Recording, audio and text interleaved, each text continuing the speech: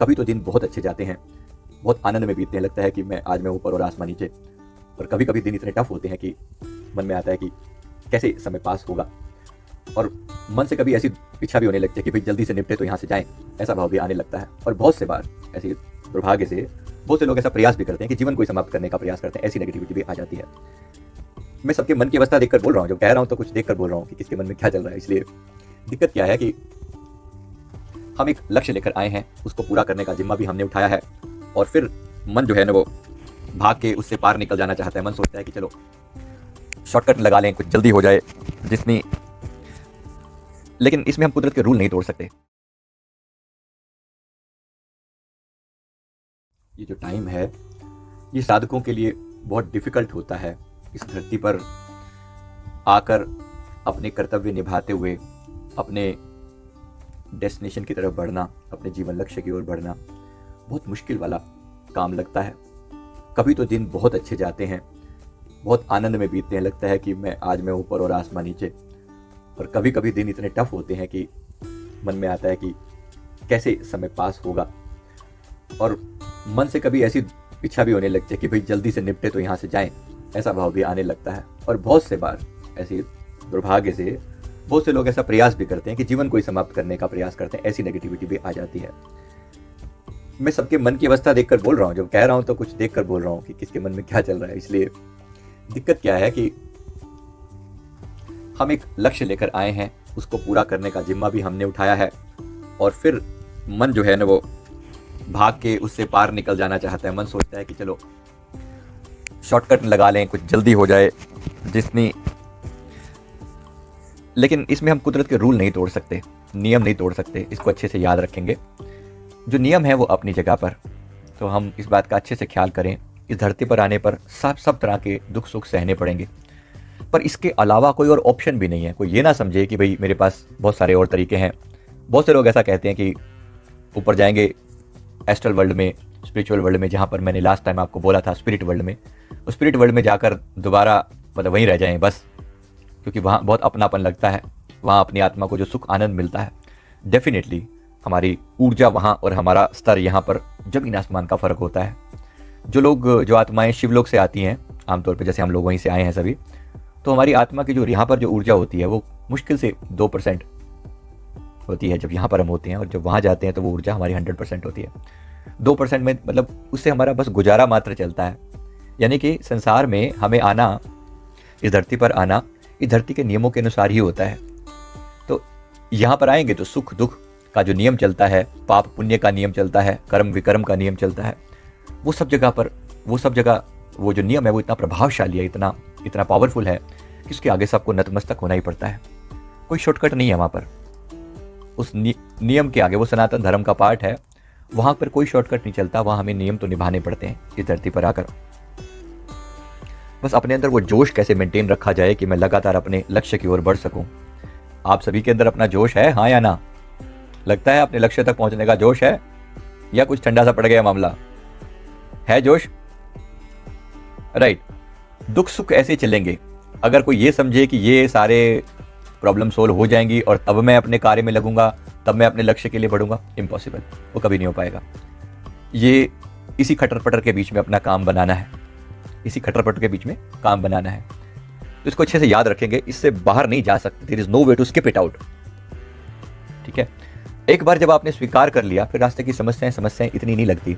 कम से कम परिचित समस्याएं हैं, राइट। दूसरे की अपनी समस्याएं अब धीरे धीरे परिचय भी हो चुका है। भाई इस टाइप का सर दर्द हुआ करता था, अब रोज वही हो रहा है, तो ठीक है, समझ आ रही है। वही एक्शन पहले भी दुख तकलीफ हो रही थी, अब दोबारा वैसी हो रही है, तो समझ में आती है। धीरे धीरे आप अपने दुखों से भी फेमिलियर हो जाते हैं। तो ये सफर मुश्किल जरूर है, लेकिन गुरु की कृपा से सब कुछ संभव है। अपने आप को नित्य प्रेरित करना पड़ता है, नित्य मोटिवेशन देना पड़ता है। कोई और को हम बाद में समझाते हैं, पहले खुद को समझाते हैं। उठ रे मना पराये धना, अपने आप को समझाते हैं सुबह उठते हुए। मन हर रोज वैसे उत्साह में नहीं होता। मैं अपनी अवस्था देखकर बोल रहा हूँ, आपकी भी देखकर बोल रहा हूँ। हर रोज मन वैसे उत्साह में नहीं होता। कभी कभी बड़ा जोश में होता है, और कभी कभी बिल्कुल एकदम से अगर कोई फिजिकल प्रॉब्लम चल रही है, कोई तकलीफ चल रही है, कुछ समस्या है, तो उठने का भी दिल नहीं होता। फिर जीवन में कुछ मोटिवेट करने का, कुछ आगे मोटिवेशन के साथ कुछ करने का भी दिल नहीं होता। तो क्या करें? अपने आप को नित्य प्रेरित करने का नित प्रेरित करने का। करते हो ना आप मोटिवेट, अपने आप को बोलते हो ना, बार बार समझाते हो ना, अरे कोई बात नहीं, चलता रहता है। खुद से बातचीत करके उसे पॉजिटिव बनाने का प्रयास करते हो, राइट? करते हैं सभी लोग। बात समझ में आ रही है मैं क्या कह रहा हूँ, राइट? ये अपने ही भीतर एक जंग लड़ी जा रही है, अपने ही भीतर एक लड़ाई लड़ी जा रही है, उसमें हमें जीतना है। मजे की बात है कि उसमें दो पात्र हैं, एक हमारा ही पास्ट, हमारा ही नेगेटिव, हमारी ही डार्क साइड है जिसे कहते हैं। तो हमारे ही भीतर रावण है और हमारी ही एक पॉजिटिव साइड है जिसने शुभ कर्म किए हैं, जिसके अंदर जागृति आई है, जिसके अंदर समझ आई है। पर वो राम पार्ट भी हमारे भीतर है और रावण का पार्ट भी हमारे ही भीतर है। जो अहंकारी है वो भी हमारे भीतर है, जो दुराचारी है, जो किसी को भी दुख देके सुखी होता है, वो भी हमारे भीतर है। कभी कभी वो भी उभर आता है, कभी कभी वो भी उभर आता है ना। सभी को पता होगा अपने भीतर के रावण का, राइट? कभी कभी वो भी बड़ा प्रभावशाली हो जाता है, काफी तकलीफ भी देता है वो रावण, बहुत तकलीफ देता है। सीता का हरण भी करके ले जाता है। सीता मतलब क्या? सुरति, हमारा ध्यान, हमारे अटेंशन, हमारा ध्यान को खींच के ले जाता है अपनी तरफ, व्यर्थ की चीजों में ले जाता है, किसी भी बात को लेकर बैठ जाएगा। मैंने देखा है अपने मन की अवस्था को भी, कभी कभी कंपटीशन करना शुरू कर देता है किसी के साथ। भाई फलाने के पास ये, तुम्हारे पास नहीं, नहीं तो नहीं। हालांकि पहले 2500 बार समझाया जा चुका है कि नहीं तो नहीं, हमको दुनिया से कंपटीशन करने आए भी नहीं है। लेकिन फिर भी ये ध्यान मार्ग पर चलने के बावजूद भी संसारियों से कंपैरिजन चालू कर देता है, करता है। मेरी बात समझ में आ रही है मैं क्या कह रहा हूं? हाँ जी, समझ में आ रही है? आ रही है समझ? संसारियों से कंपैरिजन करता है ये मन, ये भागता है उस तरफ, ये दूसरों को देखता है और अपने आप को कंपेयर करके देखता है कि मुझे तो नहीं मिला ये सब, बड़े मजे ले रहे हैं, तो they are enjoying their life, इनको तो सब कुछ मिला हुआ है, हमें तो नहीं मिला हुआ। दूसरे जो साधक हैं उनसे भी कंपटीशन करता है, और बाहर के लोगों से तो करता ही है, उनसे भी कंपटीशन करता है। इसको चाहिए सब कुछ, मन है, लेकिन यही मन मान भी जाता है। इसको मनाने वाला मिल जाए ढंग से तो मान भी जाता है। जिस दिन आप अपने मन से अपने आप को मनाना शुरू कर देते हैं ना, तो किसी बाहर के सत्संग की जरूरत नहीं पड़ती। बाहर का सत्संग पहले आपको बुद्धि को गाइड करने के लिए है, आपकी बुद्धि को सही गाइडेंस देने के लिए है। धीरे धीरे एक समय आता है जब आपको इसकी जरूरत नहीं पड़ती, फिर आप अपने अंदर से खुद को समझाना शुरू करते हो। तो बाहर के सत्संग का इतना प्रभाव जरूर हो जाता है कि समझते समझते समझते हमारे ही मन में दो पार्ट हो जाते हैं, अपने आप को समझाने वाला और समझने वाला। और धीरे धीरे अगर इनमें से जो स्ट्रांग होगा, बस उसी तरफ आपके जीवन की दिशा चली जाएगी। तो खुद को समझाने की आदत डालिए, थोड़ा और प्यार से समझाइए, थोड़े और तर्क से। याद रखिए, बाहर के जो लोग हैं ना, एक दिन सब छूट जाएंगे, एक दिन बिल्कुल अकेले रह जाओगे, एकदम बिल्कुल अकेले, कोई साथ नहीं देने वाला होता है। एक ऐसी अवस्था आती है जहां पर कोई दूसरा साथ देने वाला नहीं मिलता, अपने लेवल का बंदा ही नजर नहीं आता। मैं किससे बात करूं, अपने दिल की समस्या कहूं तो कहूं किसको? यहां तक कि सदगुरु भी पीछे उड़े हो जाते हैं, क्योंकि वो सीधे सीधे तो सामने आते नहीं है। कोई ऐसा तो है नहीं कि गुरु महाराज जी हर समय हमारी बात सुनने के लिए बैठे हुए हैं और खाली बैठे, हाँ भी बहुत कोई फोन मिला दो उनको, बात कर लो, अपना दिल हल्का कर लो। शायद ऐसा भी नहीं। बहुत कम लोगों के जीवन में कोई ऐसा होगा जिससे वो अपने दिल की बात कह सकेंगे। हाँ या ना, मेरी बात से एग्री करते हैं? राइट।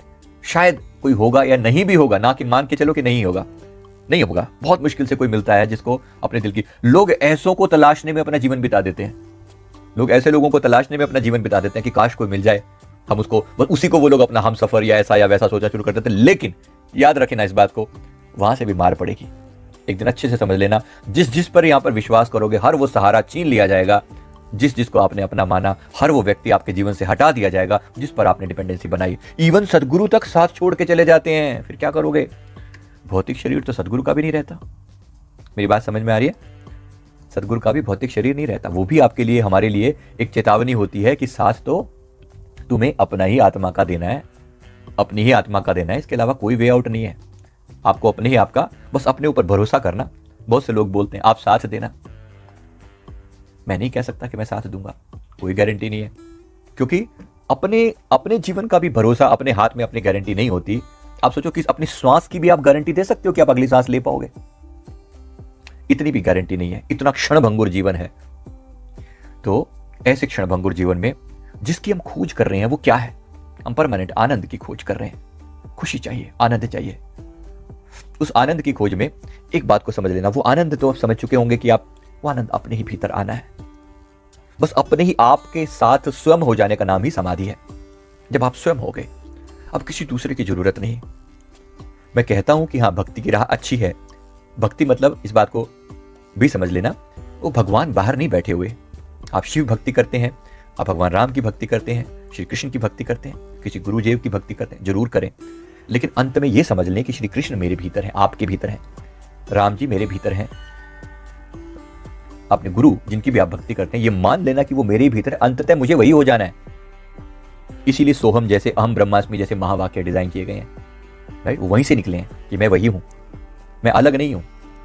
वही हो जाना, जब वही हो जाने का भाव मन में आने लगे और वही हो जाने का में आप उतरने लगे, इस चीज में आप उतरने लगे, तो समझ लेना कि अब सही रास्ते पर जा रहे हैं, अब वही हो गए हैं। अंत में उसी के बगैर गुजारा नहीं है। शिव हम हो जाना है, आपको शिव हो जाना है, कोई दूसरा रास्ता नहीं है। समाधि क्या? समाधि वही कि मैं शिव हो गया, अब मुझे दोबारा कुछ और होने की जरूरत नहीं है। अब मैं शिव हो गया, मैं शव नहीं रहा, अब मैं केवल एक हार्ड मास का पुतला, पंच तत्वों का पुतला नहीं रहा, अब मैं शिव हो गया हूं, चैतन्य हो गया हूं, आत्मा हो गया हूं। ये आत्मा ही आनंद स्वरूप है। समाधि मतलब अपनी ही आत्मा में लीन हो जाना।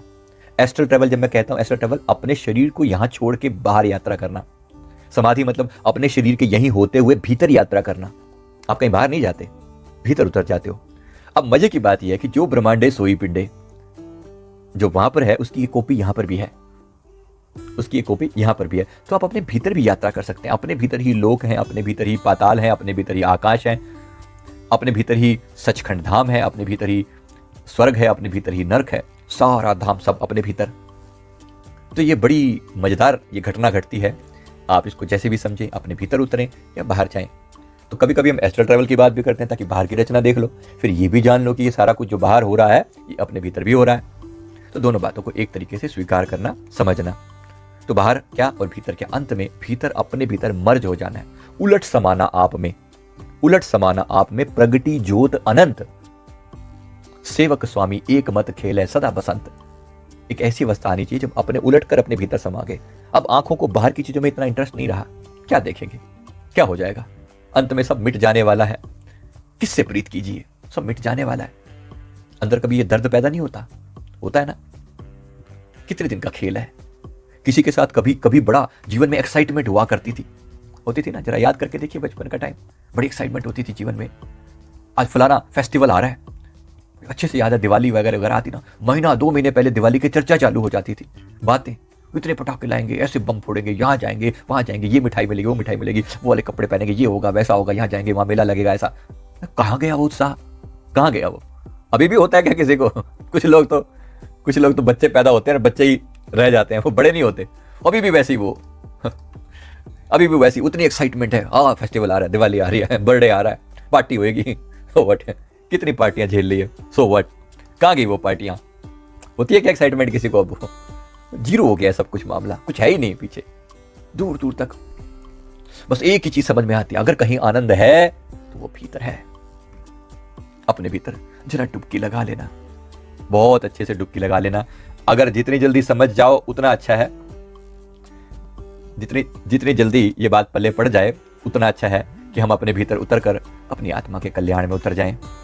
जितनी जल्दी ये बात पल्ले पड़ेगी उतनी जल्दी हम ज्ञान को उपलब्ध हो जाएंगे, उतनी जल्दी हम आनंद को उपलब्ध हो जाएंगे। तो सब बातों से पार होने की यात्रा करें और अपने भीतर के आनंद को पाने का प्रयास करें। जब ये बात समझ में आ गई तो कल्याण हो गया। यही समाधि की यात्रा है, यही समाधि की यात्रा है। अष्टावक्र अपनी वाणी में एक जगह लिखते हैं, सुख दुखे जन्म मृत्यु देवा देवेति निश्चयी। ये तो होना है, सुख दुख जो आ रहे हैं ये देवों के हिसाब से ये होना ही होना है, प्रारब्धवश हो ऐसा होना ही होना है। साध्यादर्शी निरायास है कुर्वन्नपि न लिप्यते। जो व्यक्ति इस बात को समझ लेता है, वो ऐसा निश्चित रूप से जानने वाला, फल की इच्छा न रखने वाला, सरलता से कर्म करते हुए भी उसमें लिप्त नहीं होता। वो जान लेता है कि यहां कुछ मिलने वाला नहीं है, यहां कुछ मिलने वाला नहीं है। Pleasures, pain, birth, death are due to the previous action which decide fate. One who knows with definiteness, act without desire, he acts playfully and never get attached to them. उसको पता है कि ये सब खेल हो रहा है। आज बहुत मान सम्मान मिल रहा है तो ये पक्की बात है एक दिन अपमान भी होगा, डेफिनेट होगा। अगर बहुत कहीं से कोई व्यक्ति आज अपना कर रहा है, एक दिन यही दुत्कारेगा। बात समझ में आ जाती है कि नहीं आ जाती? अब आ जाती है ना। सुख दुखे जन्म मृत्यु देवा देवेति निश्चयी, ये मान लेना कि ये सब निश्चय है, प्रारब्ध वशात ऐसा होना ही होना है। इस बात को जानते हुए अब वो किसी में लिप्त नहीं होता, इस बात को जानते हुए वो किसी में लिप्त नहीं होता। बस वो अलिप्त रहने का नाम ही समाधि है। सम अवस्था में धी होना, अधिष्ठित हो जाना, टिक जाना। सम अवस्था में धी हो जाना, बुद्धि को टिका देना। उसी में जब टिक गया तो समाधान घटित हो गया, समाधि घटित हो गई। तो समाधि का बेस बता रहा हूं, फाउंडेशन। जब समझ में आने लगता है कि आप कहीं पर अटैच, अब किससे अटैच हुए, किससे मोह करें। अब वो मोह तो छूट चुका होगा, बात समझ में आ गई होगी। फिर भी ये मन है दुष्ट, कभी कभी फिर उम्मीद लगा लेता है, इस बार तो थोड़ा सुख मिल ही जाएगा, इस बार तो मिल ही जाएगा, इस बेटे से तो उम्मीद कर लूं, ये तो थोड़ा सा सेवा कर ही देगा, लग तो रहा है, इसके लक्षण बता रहे हैं कि ये सेवा करेगा। लेकिन याद रखना, स्टेबल यहां पर कुछ भी नहीं है, यहां पर कुछ भी स्टेबल नहीं है। चीजें बदल जाएंगी, चलाएमान है सब कुछ, और फिर चला जाएगा तो फिर आप दुखी होगे।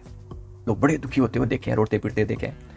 जिसको कल हो जाना है वो आज हो जाए, अपने मन के भाव से वो कल की बात को आज ही बना लेता है। मृत्यु भी एक दिन घटित होनी है तो कल होनी है, वो आज हो जाए, मन से उसको हटा दिया, मिटा दिया, आज हो जाए, क्या फर्क पड़ता है। बस इसी चीज को जब आपने मान लिया, समझ लिया, फिर आप दुखी नहीं होते, फिर आप परेशान नहीं होते। तो इसी से समाधि अवस्था अचीव होती है। तो पहले ध्यान में तरक्की करते हैं, फिर हम समाधि में तरक्की करते हैं, वहां पर पहुंचने का प्रयास करते हैं।